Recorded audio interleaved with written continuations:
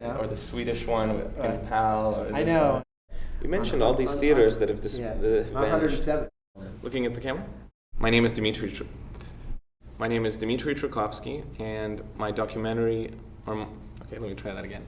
My name is Dmitry Trakovsky, and my film is called Meeting Andrei Tarkovsky. Dmitry Trakovsky. At times it helped because people thought that I was his son.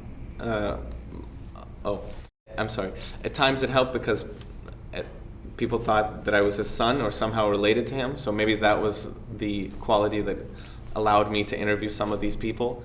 There is a concern that perhaps Tarkovsky isn't communicating as much with a younger generation.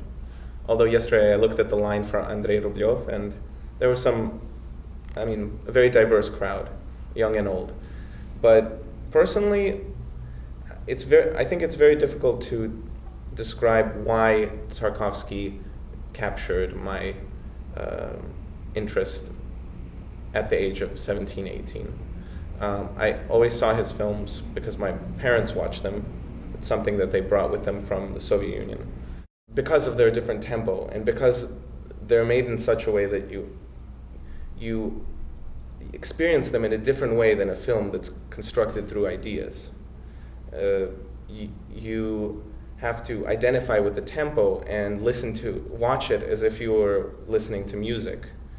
It took a while for me to understand how to do that, but I think one thing that helped me discover Tarkovsky was a film about Tarkovsky, which was directed by Andrei Tarkovsky, which was made by the Swedish editor who edited Tarkovsky's last film, The Sacrifice, with Tarkovsky. And in that film, it gave a kind of introduction of how his art works and who this person was. And hopefully my film will also help do that. I'm okay with that one. I feel that through these last 2 years, in a few ways, I've actually met him. Through discussions with people that knew him, that really still sensed his presence, and I hope that comes across in the film as well, as one of the main kind of qualities of the film, is that through people who really sense him still, sense his presence, hopefully the viewer will be able to do this. So, okay. So regarding that question of religion, I hope that my film shows a few different types of perception and a few different types of people who react to Tarkovsky's films. There's a monk who became a monk because of Tarkovsky's films, who's an American guy who's now in a monastery because basically of the impact of Tarkovsky's films.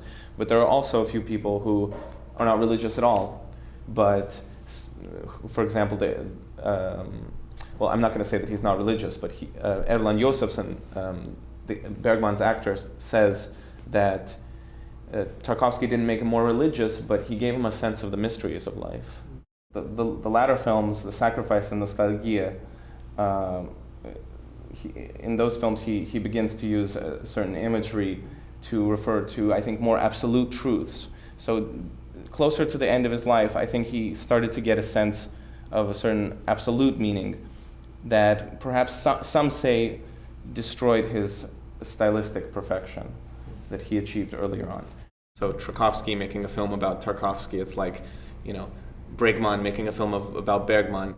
Couldn't you have found a better pseudonym? Couldn't you have found a better anagram? It's horrible. It's my name, yeah. Please visit trakovskyfilm.com. That's TRAKOVSKY film.com for more information or to connect with the film. Thank you.